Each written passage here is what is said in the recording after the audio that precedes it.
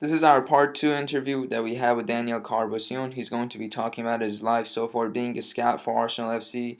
He'll be discussing about his personal life and his two new projects that he's working on. Hope you guys enjoyed. It's amazing how vivid you draw a picture. Everyone feels like they were there with you. Yeah. Now, now I want to take you to a little bit further ahead in time when you turned to scouting. How did that happen? And you ended up at Arsenal again and with Arsene Wenger. Is it something that happened in a conversation between you guys? And why scouting exactly?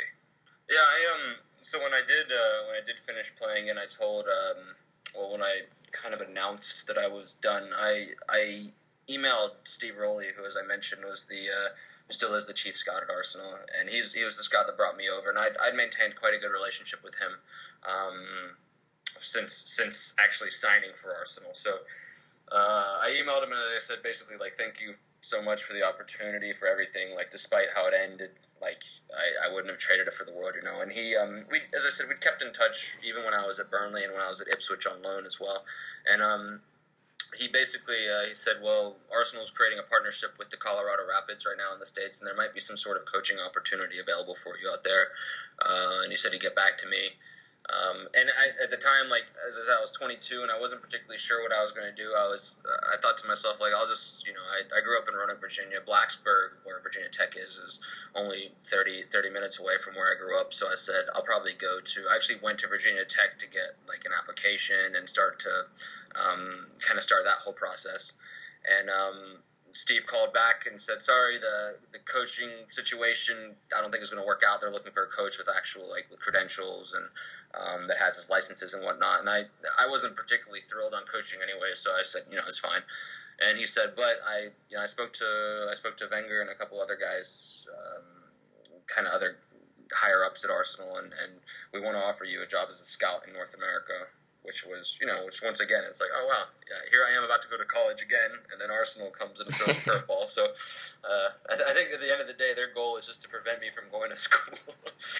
but yeah, so obviously I took them up on their offer. I flew back to London for some training, basically. Was kind of shadowing a couple other scouts for several weeks and learning basically from the best and figuring out how to write reports the way that that the boss wants, that Steve Rowley wants, and and then they kind of unleashed me in the United States. Obviously, like for scouts, it's very important to know the territory and be comfortable in the territory. So it's at times I think it's difficult to it'd be difficult for them to just throw an English guy here that doesn't particularly know the market and expect him to to swim in a land where it's very, very, it's all about kind of contacts and having access to different things. And having played in several youth national teams and kind of grown up in the system here, it was much easier for me to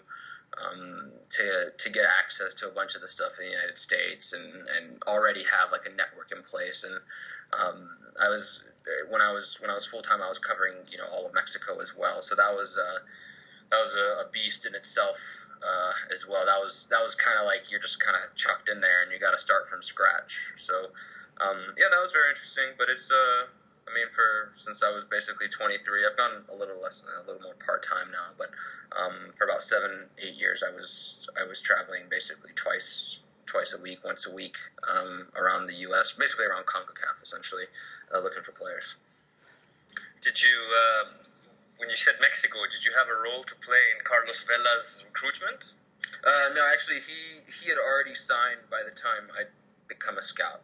So, funny enough, though, Carlos's family, because that was kind of, I wouldn't say Arsenal's only connection in Mexico, but that was a very good connection they had in Mexico because, they'd just done the deal essentially like the year that I'd signed, I believe. His brother and his family looked after me quite a bit when I was initially going down there, helping me get around. His brother would fly out and meet me and help me arrange tickets and help me arrange rides and introductions and meetings and whatnot. So, which in a country like Mexico where you are a foreigner, is vitally important. You can't just walk up. It's hard to just walk up to someone and say, "Hey, I scout for Arsenal," and have anybody really take you seriously. So having a guy like that kind of kind of show me the ropes and make those introductions was huge. I know you have done two notable players such as, Zelalem and Joel Campbell, for example. Is there any other notable players that you brought, Danny, and you could talk, and what qualities are you looking for in scouting players, for example? Yeah, Joel and Gideon are the two boys that I brought that ended up signing. I initially the first boy that I did bring over was Luis Gill, who's at Salt Lake now. He's been at Salt Lake for probably onwards of 4 or 5 years now. He was very, very, very. I mean, he still is a very, very gifted player. Passport issues kind of made it a little bit more difficult to bring him over in the end. But yeah, I mean, as a scout, it's if you look at the way Arsenal play, and a lot of people ask me like, how do you get into scouting, and what do you look for? And I think and I don't want to say that like only guys that have played can be scouts, but I think it certainly helps in that regard because I got to see who made it at Arsenal, who actually got to train with the first team at Arsenal. What qualities do the guys that got to train with the first team regularly have at Arsenal? What qualities did the guys who I thought were very, very good and never actually got to train with the first team or actually get to get picked in the match squad? Like, why didn't they get picked even though they were very, very good? I lived it and I saw what guys prospered, what guys made it, and what guys didn't. Whether it be personality, technical ability, tactical awareness, all this stuff. But yeah, I mean, overall, when I'm looking at players, generally they, if you watch Arsenal play, like it's quite easy to see that technically the players have to be superb, and I think, still, even though the U.S. is getting better and better, year after year, and we're starting to implement a lot of these new great ideas from all over the world of football, I still think it's one thing that American players lack is a really high level of technical ability. And if you look at any of the players at Arsenal, like they all excel greatly in that aspect. And of course, like it has to make sense with other parts of the game. But if you look at our midfield now, especially with Cazorla, Ozil, Ramsey, like all these guys, like they can take a ball down, in any situation. When there's pressure around them, they're not panicking. They're like completely confident in everything that they're doing. And those are the guys, those are the guys that we're looking for, at the club. And then having them be able to actually apply it to a match situation as well. And that was one of the things that certainly caught my eye with Gideon was he was 13 years old when I initially saw him, and he was the first time I saw him was he was training with his club team, and they were playing like a 5v2 for 10 minutes before training started, and he never went in the middle because he was just constantly aware of everything that was around him, and technically like he never stumbled basically. So he was every pass that he made was a good one. Every first touch that he took was a good one away from pressure into space. And it was very initially like after 10 minutes of seeing him, I said, "Wow, this kid is quite special. Let's see if he can actually apply it to a match situation." And he definitely did after that. And then when he, it's very difficult. Like a lot of people said, like, man, 8 years or 7 years, 2 players, and you brought a total of maybe like 4 over or recommended 4. But you can't. You can't just like throw a bunch of things against the wall and hope one sticks. Like especially at a club like Arsenal, because they'll quickly say, "Well, Danny has no idea what we're actually looking for in players." So you have to, as a scout, you have to be 150% convinced that the player that you bring over, the player that you recommend, is going to sign for Arsenal, because they don't have time to just keep bringing players in to train with to train with the guys that they're actually have signed and are actually pushing on to make it at the first team. So it's it can be a bit more difficult than I think when people say, well, I can pick a player, I can spot a player. It's seeing a guy in his element here, in the States or in Mexico, and kind of deciding whether or not you think he can actually make it when he gets to England. And there's a lot of outside factors as well that kind of play into it. And as a scout, it's kind of your role to understand and decide whether or not you think the kid is going to actually be able to adapt to life in England, life in London, the weather, being away from home. It's like you take a kid from South Florida or from Southern California, and he's used to the sun every single day of his life, and then you throw him into London, in the wintertime when it's dark at 3 o'clock. Like, I guarantee that you'll have issues with that kid. And then being able to actually do the job every single day, as well. So when luckily, like when I brought Gideon over, he did very, very well, and when I brought him on trial, he was 14 at the time, just to train kind of the first time, and he got to train with some of the boys that had already played in the Champions League, that had made their debut in the Champions League, some 18, 19, 20-year-old kids, and he was just right in the middle of the pitch, getting the ball, kind of running the set, not running the session, but like clearly making a difference in a positive way, which is great to see as a scout, because sometimes you bring boys over and they end up hiding, unfortunately, and their mindset is, if I don't make a mistake, then they won't notice, but we'll also notice if you're actually not getting involved at all either. So yeah, there's a lot of stuff which I didn't think of and particularly know until I was thrown into this world, as to what we look for and how we look for it is much more than just like a kid is good at either scoring goals or creating opportunities. It's much more than that. Okay, well, while staying on the topic of scouting, but moving a little bit closer to where we consider our region of interest, Asia, Arsene Wenger, he used to manage Nagoya Grampus 8 in Japan, and before moving to Arsenal, obviously, and he's quite familiar with Asian football. He's brought in a few Asian players like Ryu Miyachi, Park Ju-young, and Junichi Inamoto, but none of them really managed to settle at Arsenal or make an impact. How big of a focus does Arsenal have on Asian football, and why do you, despite the failure of these players, and going forward, what impact do you think they can have in Europe? Well, I mean, first and foremost, like it's similar to the U.S., where it's difficult to get players to come in because of work permits. It's very, very similar in Asia. And I think that's the reason you don't see more Asian players and playing in the Premier League, is because you're given a very small kind of number of players that you can actually choose from to bring over.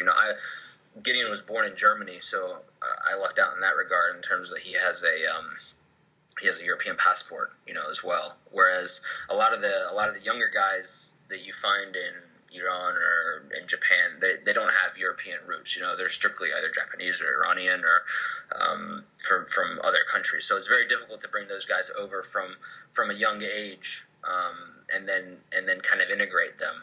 So if you're looking for a guy like in the first team, he has to be absolutely exceptional. And then if he doesn't have a European work permit, then he has to have played in, I believe the rule is 75% of the national team's games over the past 2 years, and that national team has to be in the top 50 in the FIFA World Rankings as well during that time. So immediately, like, it's a very difficult, you're against the wall here, like in terms of being able to bring players in from over there.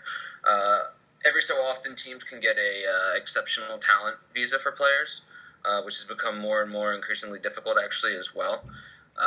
So basically, if you find a player that you think is going to be able to come in and make an immediate impact in the Premier League and actually like change the way a team plays, basically, then you can get an exceptional talent permit for him. But it's very, very it's very difficult to get those. You have to go in front of a court, basically, and prove that will be the case. And obviously, if you mess up, then the next time the courts aren't going to let you do it. So I mean, Wenger spent some time out there, and he knows the region quite well. But I think it's, once again, when I mention the cultural differences, I think it's also very difficult to bring players from these regions into the Premier League and have them adjust accordingly as well, because of just culturally, it's a very different atmosphere. And sometimes it works, like Chicharito at Manchester United, like all the agents and scouts that I knew, and even from watching him myself, like everybody said, he's one of the Mexican guys that we know will go to England and not have an issue actually settling, and he's mature enough to actually handle it. And same as you've seen several of the big clubs in England have had players from Asia as well come over and settle and do really well. But unfortunately, I think you see more of the trend of a guy will come over, spend a year or two there, and then he's not lost in the abyss again, but you'll find him playing in Qatar or some other league like shortly after, unfortunately. Just because I think it's just it's super super competitive, obviously, and then B, a lot of these guys just have difficulty settling. I mean, once again, like these are other things that you have to think about when you're bringing players in as families as well. And if you bring, if somebody's accustomed to living in, let's say, Tokyo or Tehran, and then you bring them, you end up signing for Wigan, for example, like talk about culture shock. Like it's going to be a very, very different situation when you get tossed there. Unless and even players that end up in cities like London and Manchester and and even Birmingham's a big city as well. Like they find it difficult. They find it difficult actually settling and adjusting so yeah, I think there's a lot of factors that go into why you don't see as many Asians as you'd like playing in the Premier League.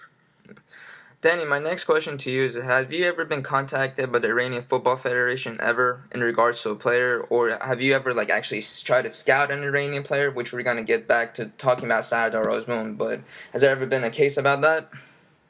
I was contacted by the Iranian Federation when I was at Arsenal, actually. Wow.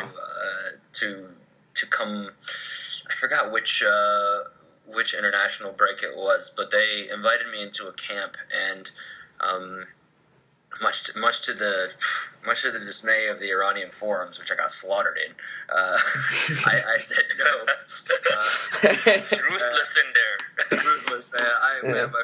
My friend back home was just like he's a regular in there, and the guy was just against the wall, basically defending me, just yelling at people, telling them to shut up, they didn't know me and all that. So props to Kayvon for helping me out in that regard. But I was born and raised in the United States. I played in the U.S. national team. As much as I love my Iranian side and I love the culture, the Iranian culture, and everything that's Iranian about me, I still, I'm just as much as Italian as well. But I was born in the States, so the path that I was going on at the time, like, the U.S. needed a left back as well, and for me, like, it would have been, just as big of an honor to play for the United States and represent the country that I'd grown up in. So, I politely declined their invitation, and that was actually the last I'd ever heard from the national team. I don't know if they held it against me, but I certainly know the people in the forums did. I'll put a tough one at you right now. If, let's say, the Italian team approached you as well as the American one, would you think you would have chosen the U.S. Or would it have been really tempting to play for the Azzurri? I still think I would have played for the U.S. I've been in the national team since kind of like 17, and a lot of my friends were in the national team. And it was something that I was very, very comfortable with. It's kind of hard to explain a feeling when you pull a shirt over your head and you're wearing the American flag on your chest, representing a massive country. It was just a very good feeling, and I'd not done it for Iran, and I'd not done it for Italy, but the feeling that I had when I did it for the United States was wonderful. At any given time, you're one of the 11 best players at that age group for one of the biggest, most powerful countries in the world. Like, it was a very nice, it was a nice feeling. And as I said, at the end of the day, I grew up in Roanoke, Virginia. I don't know how much more American you can be. Especially being a Hokie. Maybe it would be different, if I grew up in Little Italy and in Boston or New York, and I was just exposed to the culture all the time. But when you when you grow up in the mountains in the South, you feel pretty American. So. Did you ever follow the Iranian football growing up in your house with your dad, or do you follow Team Melli right now, or ever in the past? I'll admit, I could do a much better job. Unfortunately, over the past couple years, I just when you're focused on a certain region, there's a lot of players in my own region, and it was difficult to watch. Not that I couldn't watch anything else, but there was always something to be seen, whether it be Mexico, the U.S., Costa Rica, Canada. There was always something happening, and I wasn't able to afford as much time that I would have liked to. But when I grew up, I grew up on Ali Daei and all the guys. So like it was interesting. I mean, I remember specifically like all of our Roanoke doesn't have the biggest Iranian kind of population, but there are like 60 or 100 Iranians probably in the area that are all like good friends, and they all kind of watch games together. And I remember during the '98 World Cup, like what that game in particular, U.S. Iran, was just like it was madness. Mm-hmm. And I as I said, I absolutely love my Iranian culture, and you wouldn't even, having grown up in Roanoke, you wouldn't even think like some of the people's houses you go to that you're actually in Roanoke. Like you walk in, and I haven't actually been to Iran, but I feel like what I think would be very much like Iran when I walk into some of these people's houses, between the rugs and the chai and the kebab and everything. So yeah, I mean, I absolutely love it. I told you yesterday, Pasha, that you got kebab yesterday. So it's a part of my. I embrace both sides of the. Both sides of my cultures, but I just think it's always been a bit harder for me to kind of track the Iranian side of things than it was either the American, obviously, or the Italian side of things, just because of the amount of publicity those leagues get in being in this part of the world. But yeah, I mean, I whenever Iran plays, I'm just like any other Iranian that thinks they're the best team in the world, and that they always are given the short end of the stick. So yeah. Yeah. You can listen to our pods, Danny, to keep up. But once again, we have another question from Twitter. It's from Iman. He says, can Danny give any insight of the big club's knowledge regarding Asian talents from Arsenal? Yeah, are you saying just like what do you mean, like any insight like on like what we do out there? Exactly. What does a club like Arsenal, Champions League regular, how do they look at Asian football or follow it in terms of potentially finding a talent?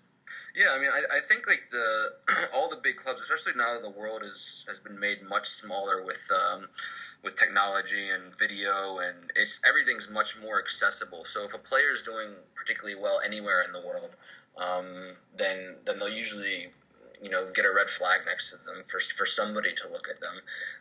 But as I mentioned, like it can be very difficult just logistically to end up bringing those guys over because of all the rules that I mentioned earlier. But yeah, I mean, because of some of the tools that have been introduced into the scouting world over the past years have made getting to watch any league in the world or any player in the world much easier. So the access it's not just that Iran or any other Asian country is so far away from England and nobody knows what's going on. Like people are certainly watching these teams, especially if a player in these leagues, especially if a player is doing quite well. It's just, as I said, logistically, it's quite difficult to get those guys into the Premier League. That doesn't mean that other countries that they can't, like Germany, Belgium, France. It's a bit easier to get into those leagues from a work permit point of view. But England in particular is a very difficult country to actually get a work permit to basically live and play here. And a lot of people don't realize that being a footballer, the way the government looks at it is just a job. So it's not just, hey, I'm good at football, bring me over and I'll play. It's, oh, you're good at football? Okay, well, that's a job and you need a work permit and you need to make sure that, there's not anybody in the EU or in England that can do your job as good as you can because we're going to hire them instead.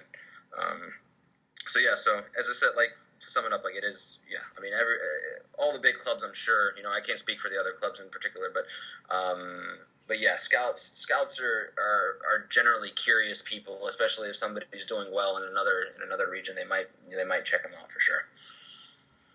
So, Danny, you recently moved back to London. Can you tell us a little bit about your career plans right now and whether it involves football or not, as you look forward to the next chapter of your life? Yeah, so I over the past couple of years, actually, a buddy of mine who used to be an agent actually and represented players.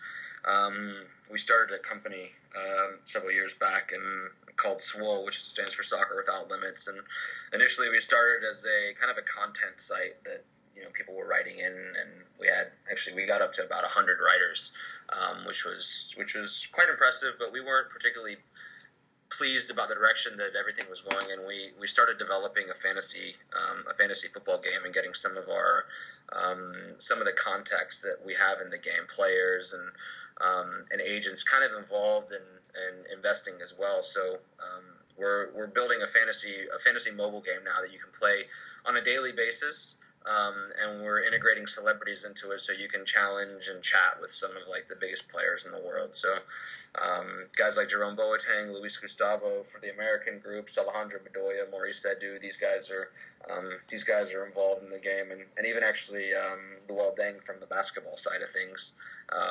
From the NBA is actually involved because he's a massive Arsenal fan. So yeah, I'm very, very focused on that right now. We actually just launched the game in Sweden and Holland this week, actually.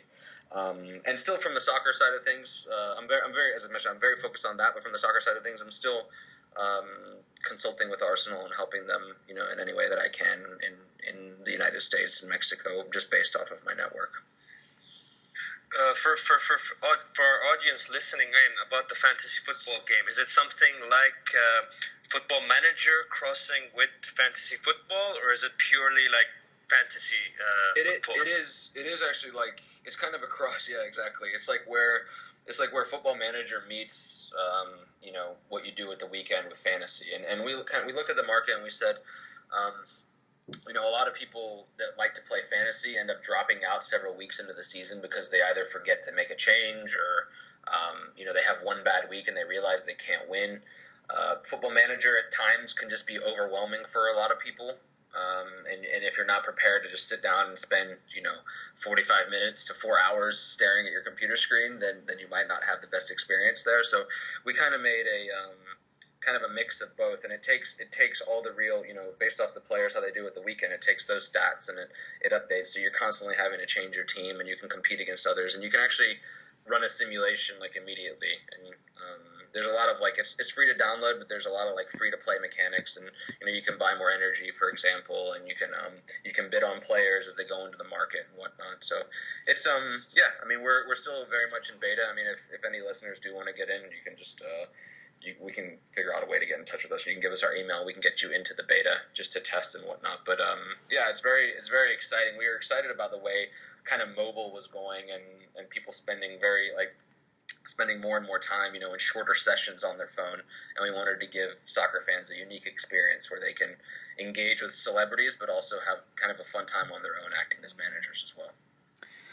Yeah, so we'll put all that information. You can find Danny on his. I believe it's in your Twitter bio. So yeah. we're gonna put all that information after this thing. But yeah, I guess any more further questions you have for Danny, Babak?